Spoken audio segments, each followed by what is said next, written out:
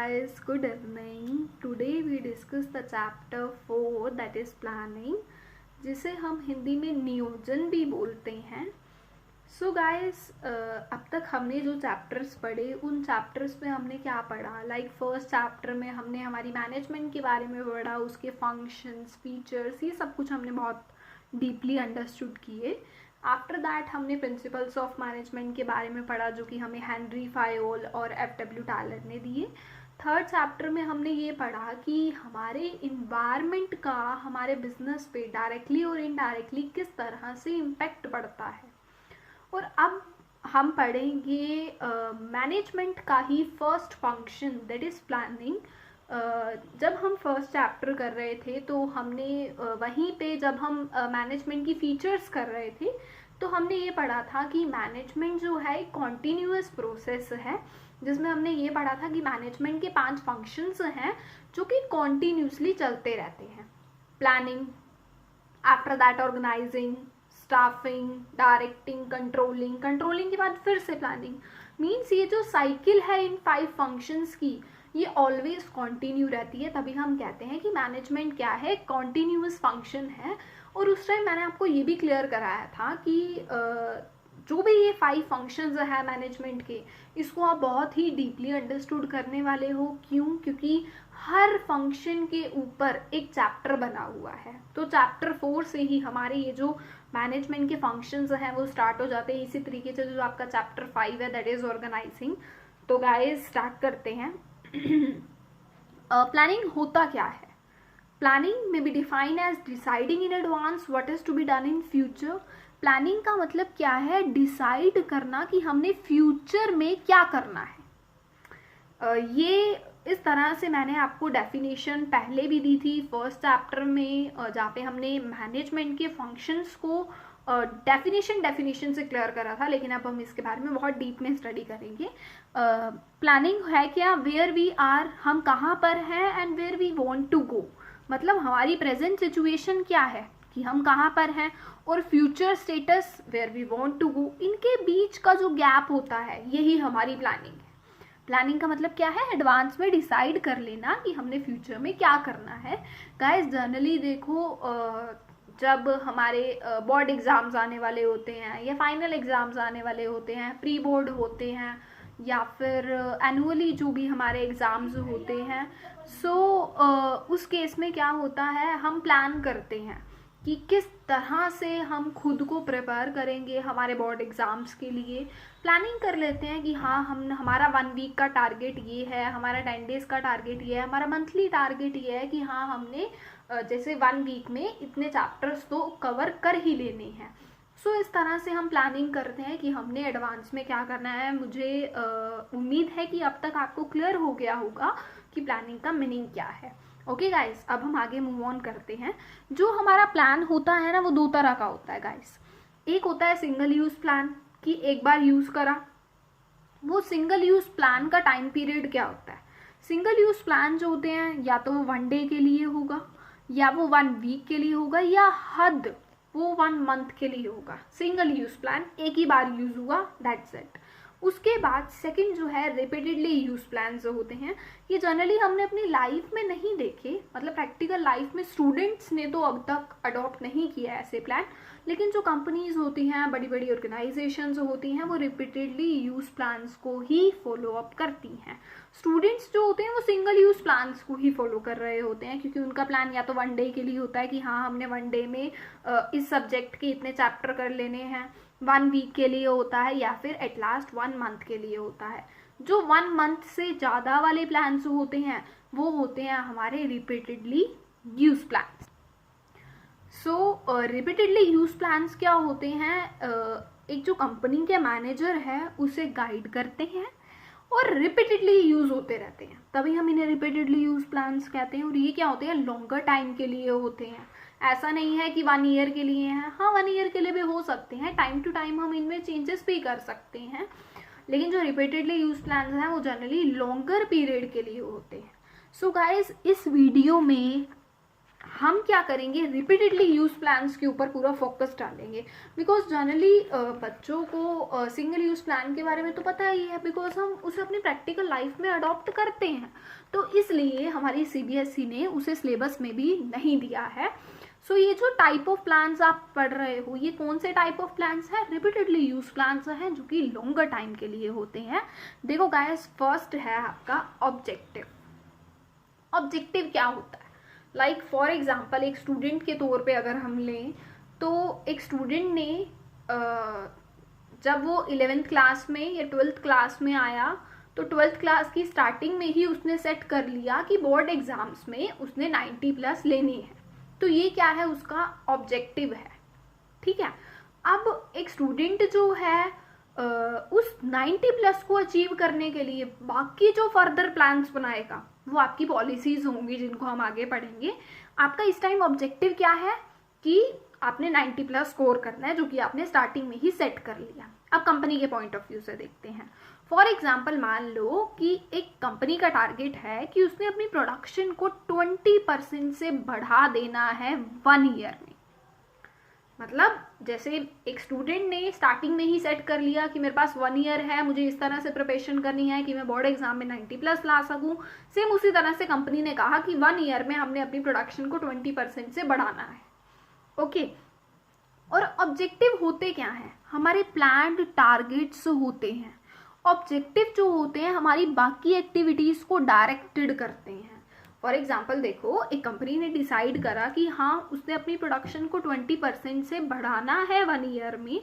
सो इस केस में क्या हुआ कि कंपनी ने सेट तो कर लिया, उसके बाद जो उसके लिए वो फर्दर प्लान्स बनाएगी तो वो किसके बेसिस पे बनेगी, उसके ऑब्जेक्टिव के बेसिस पे। तो ऑब्जेक्टिव जो होते हैं हमारी बाकी एक्टिविटीज को क्या करते हैं, डायरेक्ट करते हैं। ऑब्जेक्टिव जो होते हैं वो ऑर्गेनाइजेशन के लिए भी होते हैं और डिपार्टमेंट के लिए भी होते हैं। लाइक ये जो आपने ऑब्जेक्टिव पढ़ा, ये किसके लिए था, प्रोडक्शन डिपार्टमेंट के लिए था, है ना। तो जो हमारे ऑब्जेक्टिव्स होते हैं वो ऑर्गेनाइजेशन के लिए भी होते हैं और डिपार्टमेंट वाइज भी हो सकते हैं। ऑब्जेक्टिव्स जो होते हैं वो क्वांटिटेटिव होते हैं, मतलब मिजरेबल टर्म्स में होता है, तुम मीजर कर सकते हो। यहाँ पे हम मीजर कर रहे हैं कि 20%, this is a miserable term. So 20% से हमारी प्रोडक्शन बढ़नी चाहिए। और ऑब्जेक्टिव क्या हो सकता है कि डिक्रीज इन रिजेक्शन बाय 5%। तो ये हैं हमारे ऑब्जेक्टिव, जो कि आगे फर्दर प्लान्स में हमारी हेल्प करते हैं। हमारी एक्टिविटीज आगे क्या होने वाली है वो हमारा ऑब्जेक्टिव ही डिसाइड करता है। फॉर एग्जाम्पल मान लो गाइज, एक स्टूडेंट ने अपना ऑब्जेक्टिव सेट कर लिया कि मुझे 90+ स्कोर करना है, तो उसकी आगे की एक्टिविटीज क्या होने वाली है, उसकी आगे की एक्टिविटीज यही होने वाली हैं कि वो जो स्टूडेंट होगा वो अपनी पढ़ाई पे बहुत अच्छे से ध्यान देगा। लेकिन दूसरे हाथ पे अगर हम देखें कि एक और स्टूडेंट है जिसका टारगेट ही 90+ से अब नहीं है, तो वो क्या करेगा, एंजॉयमेंट करेगा।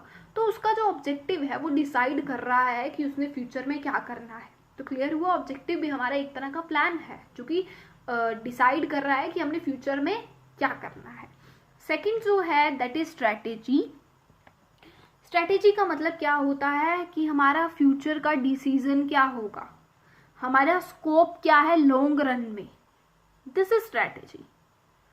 और जो हमारी स्ट्रैटेजी होती है ये हमारा एक ऐसा प्लान होता है जो कि बिगिन हो जाता है ऑर्गेनाइजेशन के मिशन के साथ।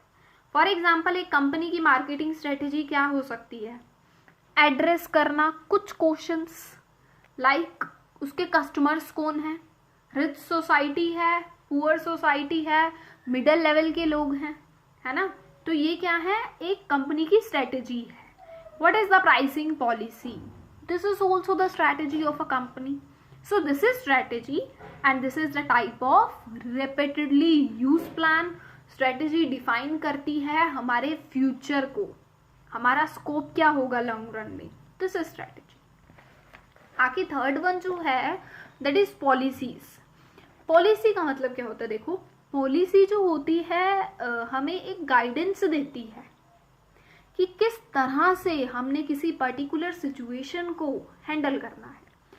फॉर एग्जाम्पल पॉलिसी है ऑर्गेनाइजेशन की कि अगर उसने अपने एम्प्लॉयज को प्रमोट करना है, मेरे अकॉर्डिंग आपको क्लियर होगा कि प्रमोशन क्या होता है। आप जनरली सुनते हो, टीवी सीरियल्स मूवीज में देखते हो कि एक जो एम्प्लॉई था वो किसी ऑर्गेनाइजेशन में वर्क कर रहा था एंड उसका प्रमोशन हो गया, सो बहुत ज़्यादा हैप्पीनेस होती है उसकी फैमिली में कि हाँ उसका प्रमोशन हो गया। इनफैक्ट वो एम्प्लॉय भी खुश होता है कि हाँ उसका प्रमोशन हो गया। तो गाइस प्रमोशन का मतलब होता क्या है? प्रमोशन का मतलब ये होता है कि पहले आप किसी छोटी पोस्ट पे थे, अब आप उस पोस्ट से थोड़ी ऊंची वाली पोस्ट पे, हाई पोस्ट पे हो। तो इससे क्या हुआ? आपकी सैलरी में इंक्रीज हुआ, है ना, आपकी रेपुटेशन बढ़ी, आपकी पावर बढ़ी। सो this is promotion. I hope आपको क्लियर होगा। सो ऑर्गेनाइजेशन की पॉलिसी है कि अगर किसी भी एम्प्लॉय को प्रमोशन देना है तो वो कैसे देना है? उसके वर्क परफॉर्मेंस के बेसिस पे देना है। अगर वो बहुत अच्छा वर्क कर रहा है, वो एबल है उस पोस्ट के, देन प्रमोट हर और हिम। ठीक है, तो ये क्या है? पॉलिसी है ऑर्गेनाइजेशन की। आई होप आपको क्लियर होगा। फोर्थ देखो हमारे पास है प्रोसीजर। प्रोसीजर्स क्या होते हैं गाइस? बहुत ही सिंपल सा प्लान, टाइप ऑफ प्लान्स आपको गिवन है, मेरे अकॉर्डिंग आपको बहुत अच्छे से क्लियर हो रहा होगा एंड इम्पॉर्टेंट भी है एग्जाम के पॉइंट ऑफ व्यू से, तो बहुत अच्छे से समझना, इजी भी है बहुत हद तक।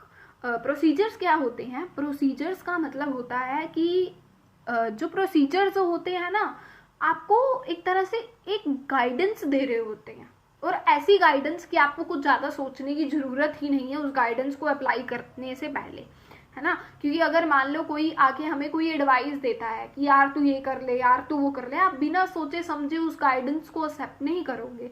लेकिन जो प्रोसीजर्स होते हैं, बिना सोचे आप उस गाइडेंस को एक्सेप्ट कर सकते हो। ठीक है, प्रोसीजर्स क्या होते हैं याद रखना हमेशा। प्रोसीजर जो होते हैं वो सीक्वेंस में चलते हैं। फॉर एग्जाम्पल अगर हम बात करें कि आप सीए करना चाहते हो, तो पहले आपको सीए फाउंडेशन का एग्जाम क्लियर करना है। तो इस तरह से 5 ईयर की आपके पास सीक्वेंस चल रही होती है ना। अगर आपको किसी स्कूल में एडमिशन करवाना है, firstly you purchase the prospectus, you will fill the form, entrance clear होगा, एडमिशन होगा, फिर जाके you are eligible to sit in the class of that particular school. So एक ये प्रोसीजर्स होते हैं, कि उसी प्रोसीजर की यहाँ पे बात कर रहा है। जो प्रोसीजर्स होते हैं वो हमें गाइडेंस देते हैं कि हम फटाफट से एक्शन ले सके रादर देन थिंकिंग। प्रोसीजर जो होते हैं प्लान्ड सीक्वेंस होती है ऑपरेशंस की for handling recruiting business operations. Planned sequence होती है कि बिजनेस की किसी भी ऑपरेशन, किसी भी एक्टिविटी को हम हैंडल कर सके। फॉर एग्जाम्पल देखो गाइस, यहाँ पे मैंने हर एक टाइप के प्लान के आपको एग्जाम्पल इसलिए दिए हैं ताकि आपको ये बहुत अच्छे से क्लियर हो, आपको ये याद रहे। सो फॉर एग्जाम्पल देखो, एन इंटरप्राइज में have following procedure for purchase of goods. एक इंटरप्राइज जो है अगर वो गुड्स खरीदना चाहती है तो उसका ये प्रोसीजर है। क्या प्रोसीजर है? सबसे पहले उसने आइडेंटिफाई करना है वेरियस सप्लायर्स को, ठीक है, कि कौन कौन से सप्लायर हमारे आसपास अवेलेबल हैं। इनवाइट करना क्वाटेशंस के लिए, उनसे आइटम देखना, क्या क्वालिटी है, प्राइस, ये सब कुछ क्वाटेशंस इनवाइट करना।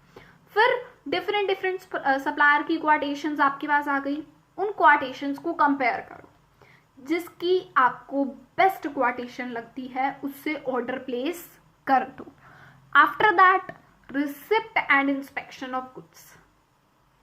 रिसिप्ट देखो गुड्स की, जो भी आपको गुड्स रिसीव हुए, इंस्पेक्शन करो कि जिस क्वालिटी के गुड्स आपको बोले गए थे, जिस क्वांटिटी में बोले गए थे, उसी क्वांटिटी में आपको गुड्स अवेलेबल हैं, कोई डैमेज तो नहीं है। इस तरह से पूरी इंस्पेक्शन करो।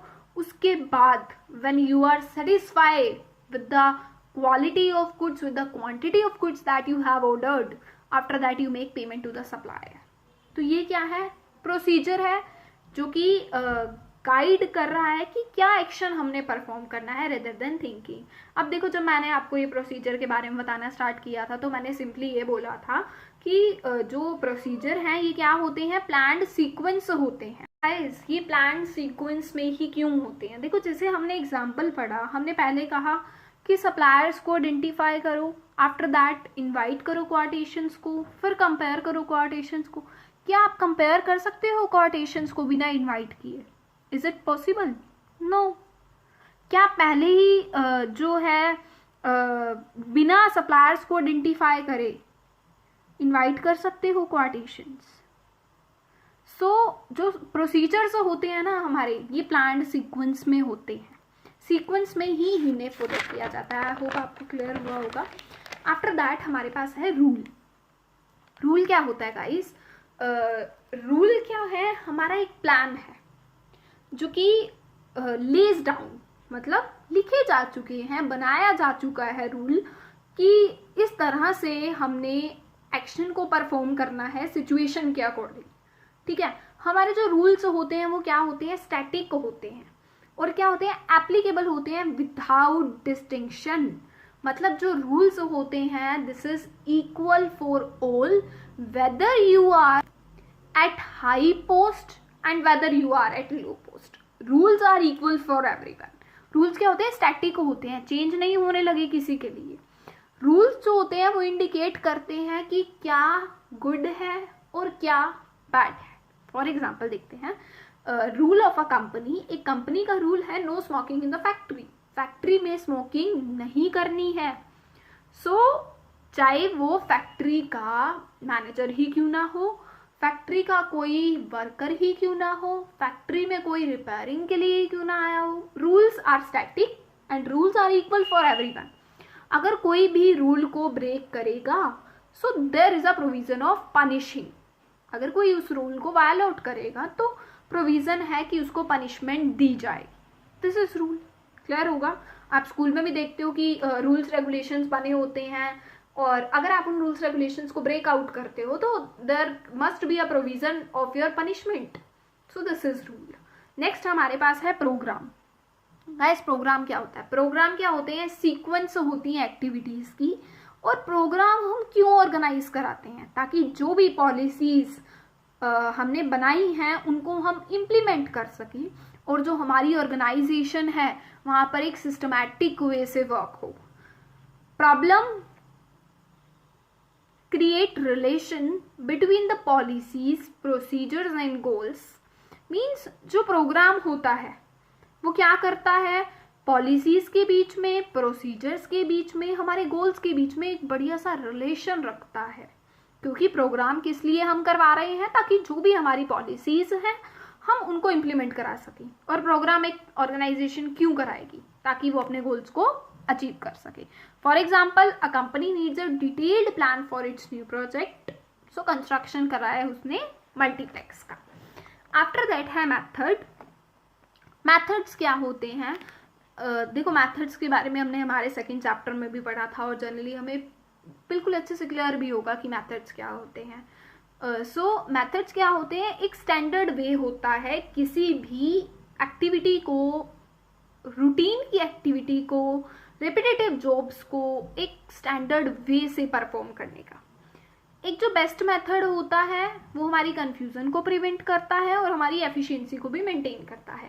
प्रिंसिपल ऑफ मैनेजमेंट में हमने जो है एक टेक्निक पढ़ी थी जो कि हमें एफडब्ल्यू टायलर ने दी थी, that is method study. Tyler ने ये टेक्निक क्यों दी थी?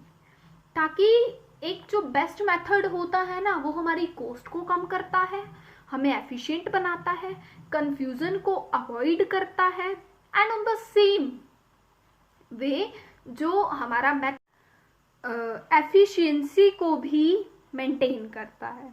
फॉर एग्जाम्पल बहुत सारे मेथड्स हमारे पास अवेलेबल हैं अगर हमने अपने स्टॉक को वैल्यूएट करना है, लाइक FIFO, LIFO एटसेट्रा। तो बिजनेस जो है किसी भी मेथड को सिलेक्ट कर सकती है, लेकिन एक बिजनेस को क्या ध्यान में रखना है कि जो हमारा मेथड है वो बेस्ट होना चाहिए ताकि जो है हमारी कॉस्ट भी मेंटेन हो, कंफ्यूजन अवॉइड हो। ठीक है, नेक्स्ट हमारे पास है बजट। बजट क्या होता है? जनरली देखो गाइस, अगर हमने अपने घर पे कुछ LED परचेज करनी है या कुछ भी परचेज करना है, जनरली आपने अपने पेरेंट्स को कहते हुए सुना होगा कि that this is not in our budget, ये हमारे बजट में नहीं है। So in the same way company का भी बजट होता है। बजट है क्या? मॉनेटरी और एक क्वांटिटेटिव एक्सप्रेशन होता है बिजनेस प्लान्स का, ताकि फ्यूचर पीरियड ऑफ टाइम को हम परस्यू कर सके हमारे जो बिजनेस प्लान्स हैं। जो बजट होता है वो दो टर्म्स में आप उसको रिप्रेजेंट कर सकते हो। वो फाइनेंशियल टर्म में भी हो सकता है और एक इंटरप्राइज के लिए वो लेबर आवर्स की टर्म में भी हो सकता है। ठीक है, घर पर तो हमारे लिए जनरली जो बजट है वो फाइनेंशियल टर्म में है, लेकिन एक इंटरप्राइज के लिए वो फाइनेंशियल टर्म में भी हो सकता है, इन द सेम वे वो लेबर आवर्स की टर्म में भी हो सकता है ना। This is budget. For example ABC को ने प्लान कर रखी है अपनी सेल्स फॉर द ईयर 2018-2019। तो देखो बच्चे कहते हैं कि सेल प्लान करी है तो इसमें हमारा बजट कहाँ है। देखो गाइस, सेल्स को बढ़ाना, क्या ऐसे ही चुटकी बजाई सेल्स बढ़ जाएंगी? नहीं, सेल्स को बढ़ाना मीन्स आपको अपनी प्रोडक्शन को भी तो बढ़ाना है। और प्रोडक्शन कैसे बढ़ेगी? या तो न्यू प्लांट इंस्टॉल करोगे, या एफिशिएंट वर्कर्स को हायर करोगे, या फिर आप रॉ मटेरियल ज़्यादा मंगाओगे। सो बहुत सारे वेज हैं हमारी प्रोडक्शन को बढ़ाने के भी। सो गाइज यहाँ पे बात ये आती है कि रॉ मटेरियल्स ज़्यादा लेना, एफिशिएंट वर्कफोर्स को हायर करना, न्यू मशीनरी परचेज करना, क्या ये कंपनी के बजट में है या नहीं है? ये यहाँ पर हमारा बजट अप्लाई हुआ। आई होप आपको क्लियर हुआ होगा कि बजट क्या है। ये हमारा मॉनेटरी टर्म्स में होता है जो कि हमारे फॉर्चून को डिसाइड कर रहा होता है, और जो हमारा बजट है वो फाइनेंशियल टर्म में भी हो सकता है एंड लेबर आवर्स की टर्म में भी हो सकता है फॉर एन इंटरप्राइज। क्लियर? इस वीडियो में हमने यहीं तक ही डिस्कस करना है। आफ्टर दैट जो हमारा नेक्स्ट पार्ट होगा, पार्ट 2, उसमें हम डिस्कस करेंगे कि प्लानिंग के स्टेप्स क्या हैं। आई होप आपको क्लियर होगा। Thank you guys, I hope you like this video.